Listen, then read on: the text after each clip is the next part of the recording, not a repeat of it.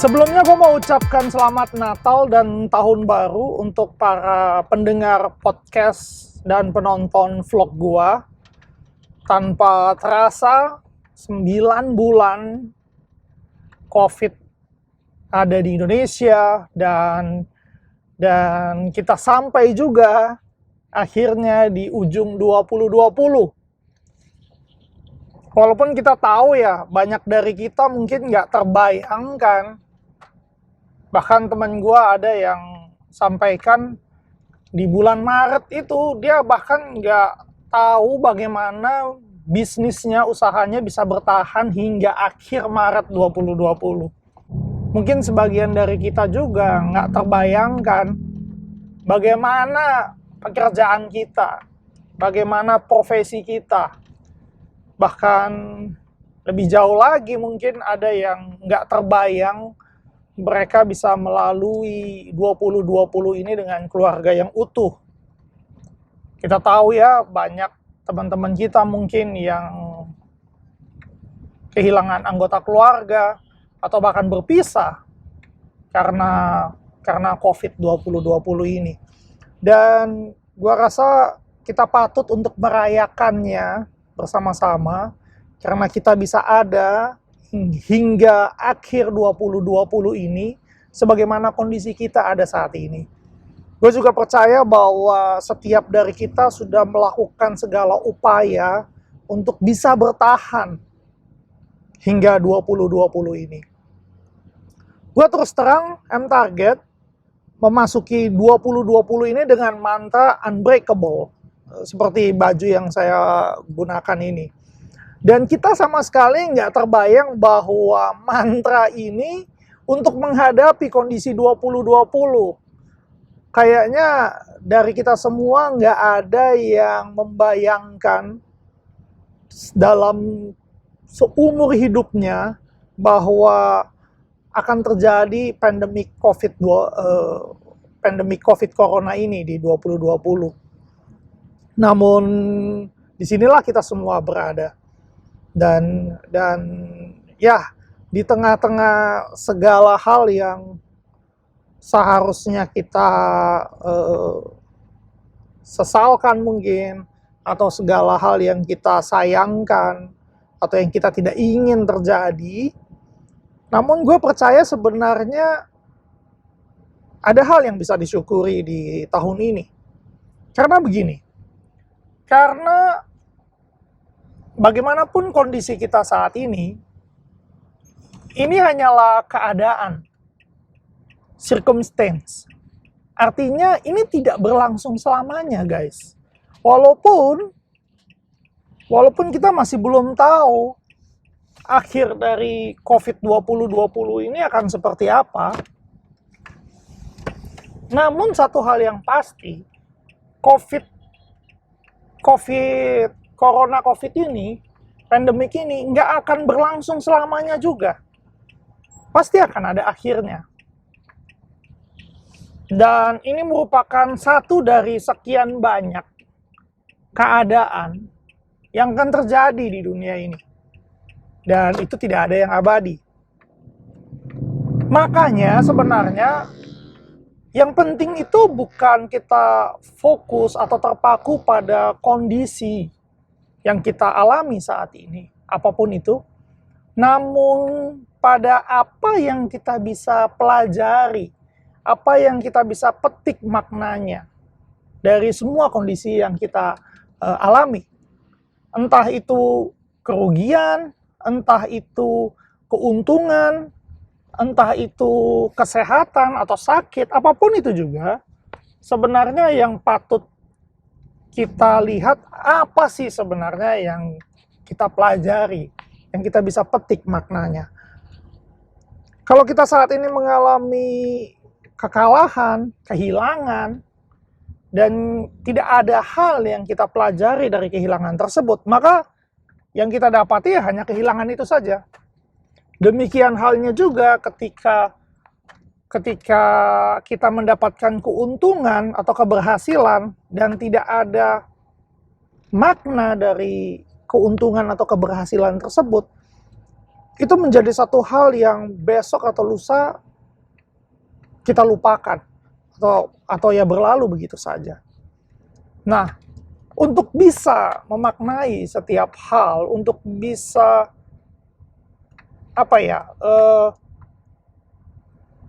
melihat apa sih sebenarnya yang kita bisa pelajari dalam setiap keadaan kita, kita perlu untuk bersyukur.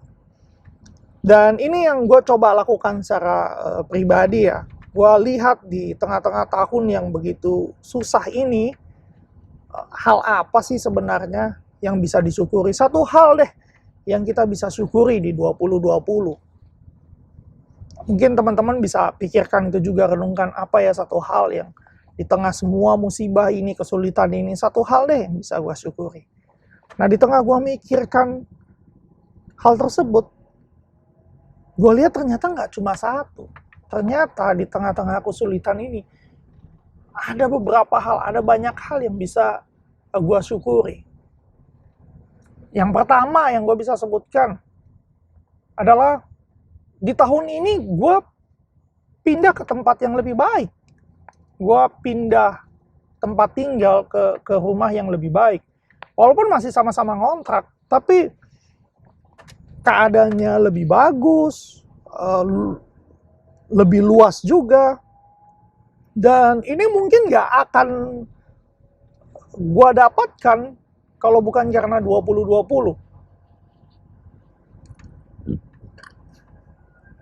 Di tengah krisis, di tengah banyak orang kehilangan, gue bisa mendapatkan hal baru dan yang lebih bagus. Yang kedua yang gue bisa syukuri juga adalah bahwa di tahun ini Jonah sudah selesai vaksin wajibnya. Dan itu sangat bersyukur sekali. Apalagi jika melihat teman-teman gue yang di tahun ini baru punya bayi dan mereka berjuang untuk dapat pergi ke rumah sakit untuk vaksin bayi mereka setiap bulan. Bukan saja soal biaya, namun juga soal resiko untuk bayi, untuk ibu, untuk keluarga tertular COVID. Dan gue rasa itu hal kedua yang bisa gue syukuri banget. Hal ketiga, hal lainnya adalah kalau bukan karena COVID ini ya, rencana ide gue untuk punya podcast, untuk punya vlog, gak akan terjadi. Itu hanya berupa gagasan dan mungkin masih menjadi gagasan. Dan ya, thanks to COVID, di tahun ini gue jadi bisa bikin podcast, gue jadi bisa bikin vlog. Terus gue pikir apalagi yang hanya bisa terjadi di tengah-tengah COVID ini adalah gue bisa gue bisa meeting tanpa bertemu langsung gitu loh. Nggak perlu ada physical meeting lagi. Itu sesuatu yang dari dulu gue kayak, wah itu kayaknya masih jauh banget ya kita meeting tanpa perlu ketemu. Walaupun memang banyak hal yang akan lebih efektif jika kita meeting dengan klien kita face to face. Tapi energi yang dihabiskan dulu, tantangan kita untuk bisa meeting dengan klien itu adalah perjalanan. Dalam satu hari gue lihat paling banter, paling maksimal lu bisa meeting itu sehari 3 kali. Itu udah pol-polan lah, udah dibuat sedemikian rupa agar setiap meeting pointnya itu jaraknya nggak jauh-jauh. Kalau jauh, paling sehari cuma bisa 2 atau bahkan 1 meeting saja. Dengan kondisi seperti sekarang, gue lihat, ya ampun, kita bisa meeting prospek itu sehari bisa sampai 5. Bahkan gue sampai 6 meeting ketemu klien.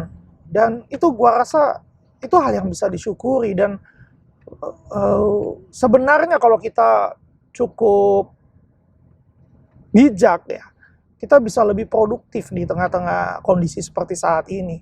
Karena kita nggak habis, apalagi gue ya, energi gue sangat habis banget ketika gue harus menempuh perjalanan di Jakarta, kemacetan dan segala macam. Bahkan ada researchnya kan, bagaimana kemacetan itu kontraproduktif, menghilangkan productivity, sebenarnya mengurangi productivity kerja. Jadi itu sebenarnya hal-hal yang kita bisa syukuri. Selain itu di pekerjaan, walaupun mungkin target nggak achieve target sesuai dengan yang kita harapkan, namun revenue target mengalami kenaikan yang cukup signifikan sebenarnya kalau melihat kondisi keadaan saat ini. Compare lagi dengan bisnis-bisnis industri lain ya, yang seperti teman gue alami.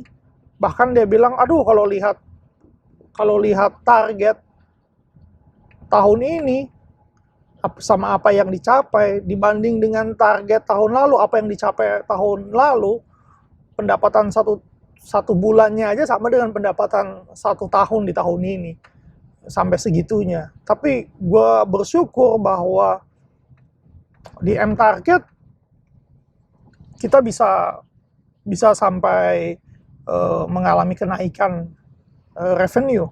Bahkan di tahun ini kita menuju ke profitability, di mana untuk pertama kalinya kita break even point di akhir tahun ini, kita BEP. Walaupun memang banyak adjustment demi adjustment yang perlu dilakukan, tapi kita bisa ada di titik tersebut, dan itu sesuatu yang bisa dirayakan. Nah, ini yang gue bilang, kita perlu fokus pada hal-hal kemenangan-kemenangan kecil yang kita dapati dibanding dengan kekalahan-kekalahan yang kita alami. Karena begini, karena ketika kita melihat krisis, itu kalau dalam bersepeda ya, seperti kita melihat tanjakan yang panjang banget terjal, dan kalau kita lihat ke depan, aduh, itu menciutkan nyali kita. Bisa nggak ini ya, aduh gua nonton aja deh sepeda deh, gila nggak sanggup nih. Itu yang menciutkan. Tapi ketika kita mulai tunduk, tidak melihat ke depan, melihat roda kita, melihat pedal kita, lihat kaki kita, melihat sepeda kita, fokus dengan apa yang kita punya, kayuhan demi kayuhan, small step demi small step kita lakukan. Fokus deh dengan hal yang ada di depan, yang kita punya. Dan tahu-tahu ketika kita mengangkat kepala kita udah sampai di tujuan. Kita kaget, oh akhirnya kita make it juga, akhirnya kita sampai juga di tujuan gitu loh.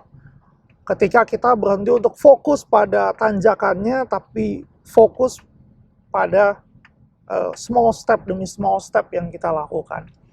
Nah, ini yang gue lihat,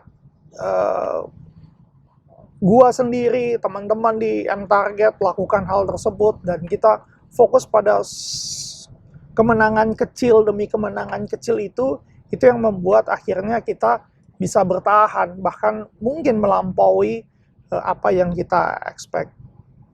Di 2021 sendiri, mantra dari target adalah restart. Dan gua rasa itu juga gua pakai untuk kehidupan gua secara personal, gua pakai dalam kehidupan di keluarga gua juga. Restart ini memulai semuanya nggak benar-benar dari awal, tapi kita coba restart, kita reboot ulang. Bahwa biasa seperti handphone ya, yang kita udah pakai lama, akhirnya kok dia makin lemot, dan kita coba restart kembali, dan itu nggak benar-benar mulai dari awal, karena ini bukan factory reset. Tapi harapannya dengan restart ini kita bisa lebih baik lagi. 2021 gue yakin akan jauh lebih baik lah daripada 2020 ini. Bukan karena keadaannya menjadi lebih baik, karena di akhir 2020 ini kita dapat kabar bahwa virus corona baru melakukan update version ya. Jadi ada mutasi yang baru dan kita semua udah, aduh apalagi nih di 2021. Bukan karena keadaannya menjadi lebih baik di 2021, tapi karena kita sudah menjadi lebih pintar, lebih cerdas, kita sudah punya bayangan lah kira-kira seperti apa sih pandemik ini. Berbeda dengan 2020 ketika kita masuk, kita benar-benar masuk tanpa menduga sama sekali. Di Februari, di Desember, Januari 2020, oh kita tahu ada yang namanya virus corona di Cina sana. Di bulan Maret, oh virus corona udah masuk Indonesia, di Depok. Di pertengahan 2020 kita bersyukur karena keluarga kita, teman-teman kita dijaga, nggak ada yang kena. Tapi di akhir 2020 kita saling mendoakan, mengharapkan agar keluarga, teman-teman, kerabat yang terkena COVID bisa sembuh. Dan ya kita belajar, kita beradaptasi. Dan kita menjadi lebih cerdas. Maka 2021 gue optimis semua akan menjadi lebih baik, bukan kondisinya, tapi karena kita sudah menjadi lebih pintar. Kita perlu restart semua. Gue rasa kita semua belajar hal baru lah di tahun ini, di 2020 ini. Ada hal-hal yang seumur-umur tidak terbayang untuk kita lakukan, dan itu kita lakukan di tahun ini. Nah, lu mungkin bisa share apa aja sih sebenarnya di tahun ini yang lu pelajari, hal baru apa, yang skill set baru apa, baik itu hard skill, soft skill yang lu pelajari di tahun ini. Dan hal apa yang lu syukuri banget karena COVID lu bisa dapatkan apa. Nah itu saja podcast singkat kali ini.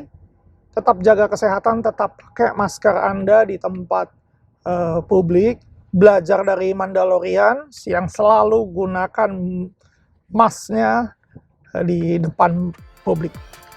Oke, see you guys.